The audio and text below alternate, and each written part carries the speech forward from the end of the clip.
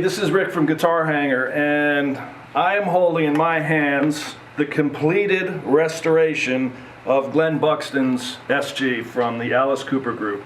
I'm not sure of the exact year that this was because all we really got was a body with a big giant broken neck cavity.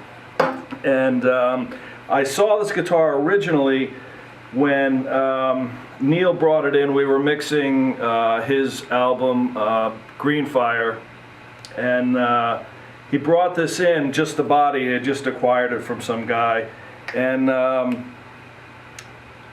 you know, I took a picture of it and I put it up on Facebook, and everybody recognized it right away. It was really cool, but we didn't know what to do with it, and it took us probably a year or two before we finally sat down and said, all right, let's do this. And I called in a guy that has worked on a lot of guitars for me. His name's Pat Wilkins, and between Pat and I, here it is, back to life and playing again. Pat did a great job manufacturing the neck and getting this was a complete shattered disaster right here, rebuilding this whole part, and we had no electronics in it at all. It was really just this bare body. We got Gibson supplied us with some correct period aged hardware and pickups and things of that nature, and it's back together again. Little star. I gotta tell you, I almost wish that I didn't have to give this to Neal. This guitar plays so good now, he's gonna love it. Neal hasn't seen it yet, so we're gonna try and actually catch him when he comes through the door, so you'll actually see the look on his face when he gets reunited with his old friend here. I'm just gonna play it a little bit more now because it plays really good. I played a lot with Dennis Dunaway, and we did a ton of Alice Cooper songs. I've had the pleasure of playing with actually the entire band, and I was part of the band when we did when they were inducted into the Hall of Fame. I got to sing background thanks to Dennis calling me in at the last minute.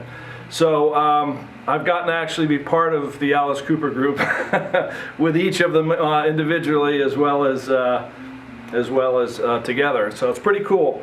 So I'm gonna, without further ado, just do a little more noodling.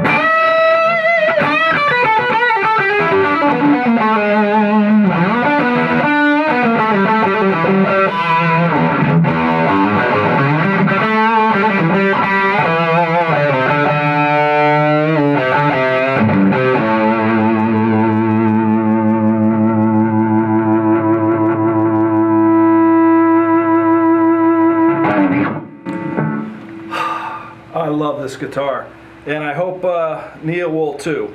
So we will postpone this video for a tad until Neal gets here, which should be 15-20 minutes, and I'm gonna bring it out of the back room, and hopefully the look on his face will be nicer than than not.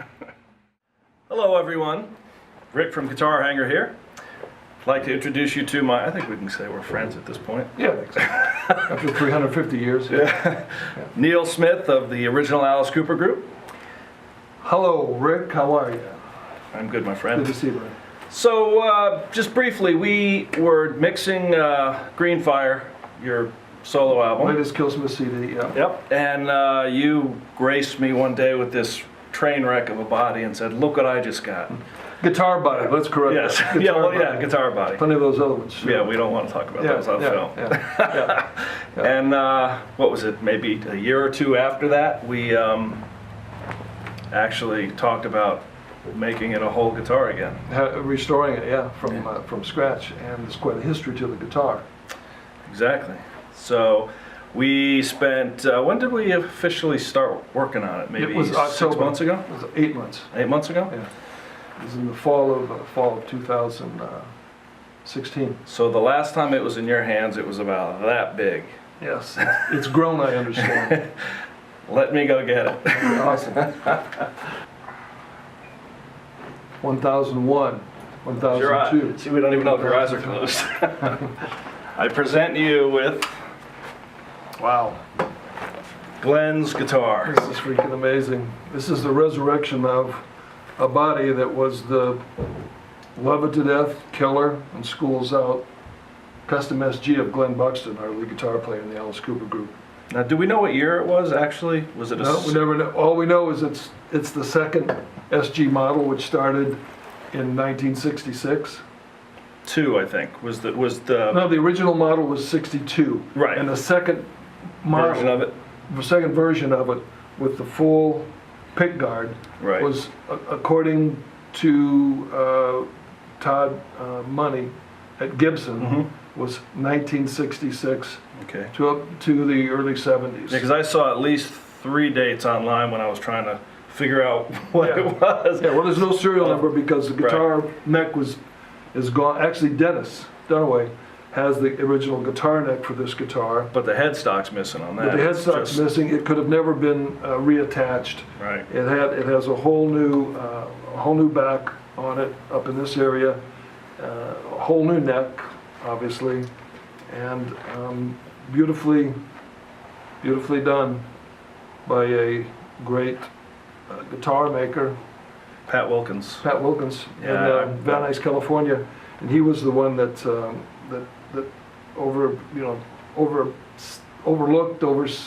was the person that put this all together. Yeah, this is great. This has got the original alligatored back Yep. on the guitar and everything. You probably can't see it from there, but trust me, it does.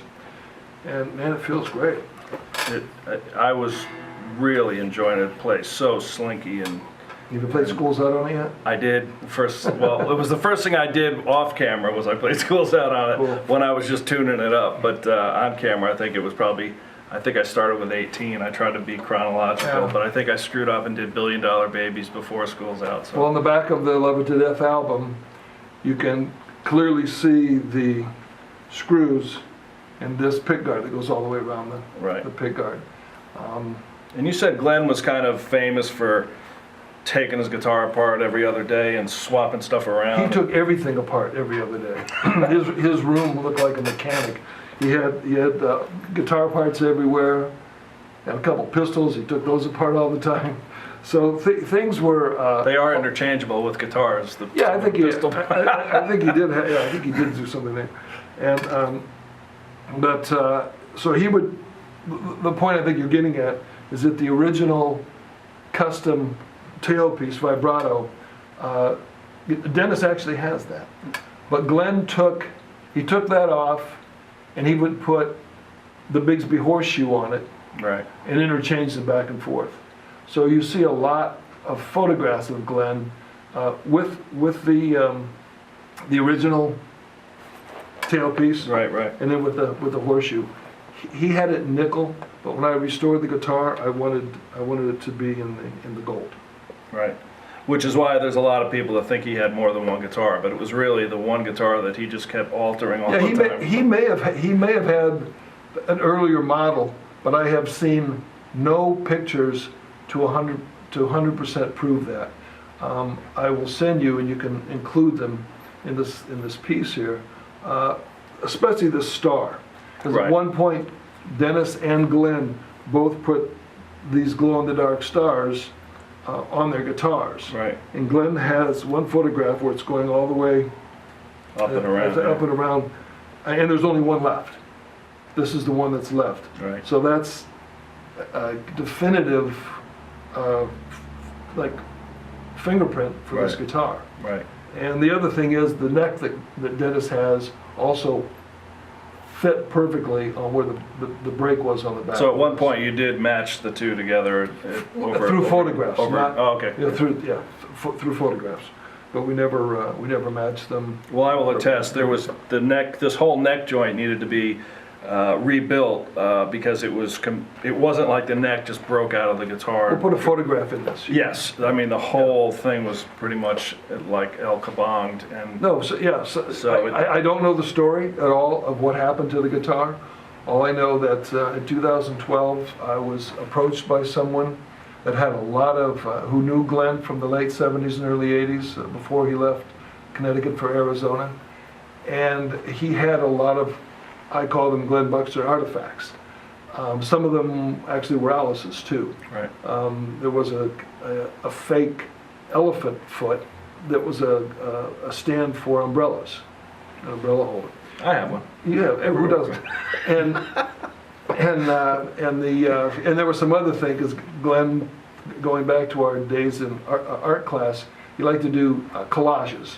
And he would take all kinds of crazy pictures and glue them together. And I knew these things were all Glen's. Right, right. And he had the the body to this guitar.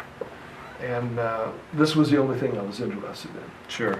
And he and I worked it out, and I heard that it couldn't be restored, but obviously there it is in Anybody can, person. anything can be restored as long as you have the patience and the right guys with the right tools. And I was really glad that I knew the right guys for you. And dude, it was an honor to be part of this thing, and Well, thank you for including me and trusting me. I appreciated it, and also Todd Money from Gibson. He was very important in the process of Sure. this restoration. And again, your friend Pat from Pat Wilkins Pat Wilkins, yeah. was the person that coordinated everything. And Yeah. and what we couldn't buy was custom made. So and it's all original reproduction stuff. And so there it is. And when I write my next Killsmith album, this is a guitar I'm going to be playing. Awesome. Or you're going to be playing. Yeah, exactly. Yeah. I can play the rhythm. Somebody will be. Yeah, I can play the rhythm. He has to play the lead.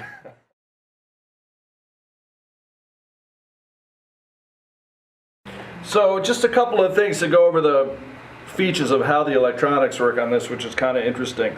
So normally, like normal SG, two pickup SGs, you have a volume tone for each pickup, and then you select what pickup you're on here. Down would be your treble pickup, and up would be your neck pickup, and then in the middle would be both pickups.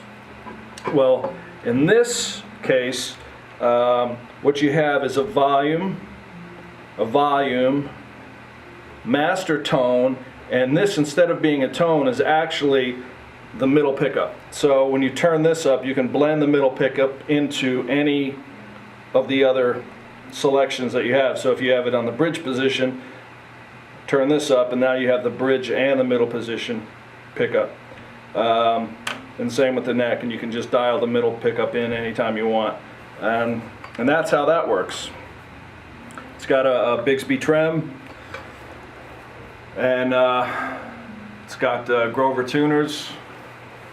Pat did a really nice job on the neck, the inlay. Very, very cool job. It was difficult to match it up to have a brand new neck look like this body, which had been through a war zone. But he did a great job. You know, it really looks cool. And I'm real happy for Neal. I know that he was very, very nervous about turning this project over to me or anyone. I mean, it was, you know, it just meant so much to him. And I'm just so glad that he trusted me enough to let me kind of, what would it be, what would I be, the contractor for this job? Yeah. 'Cause I certainly didn't do the work myself, but I knew the right people to get it done. So again, many thanks to Pat Wilkins and the guys at Gibson.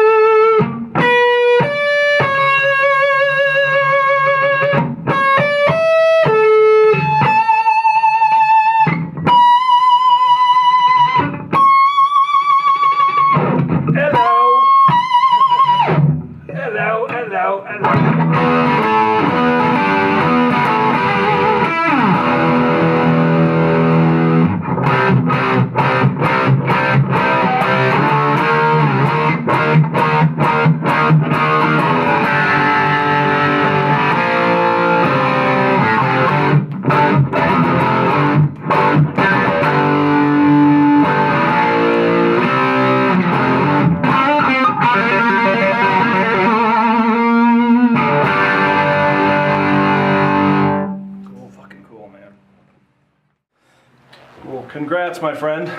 Gracias, amigo. I was wondering about how good the mother of pearl will look on it, but I know he's protected it so much. Yeah. Over the process, during the process. It looks pretty good.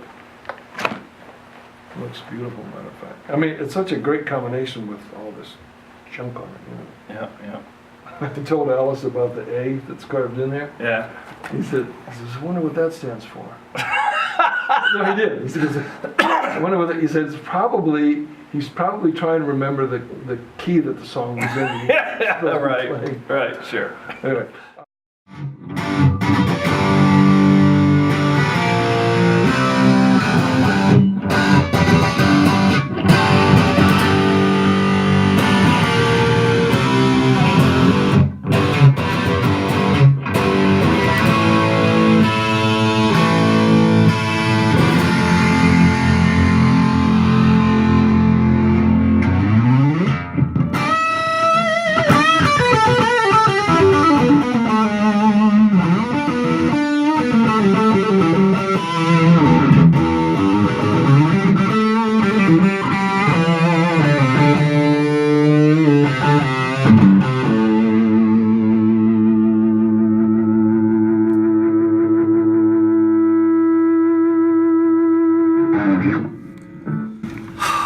I love this guitar.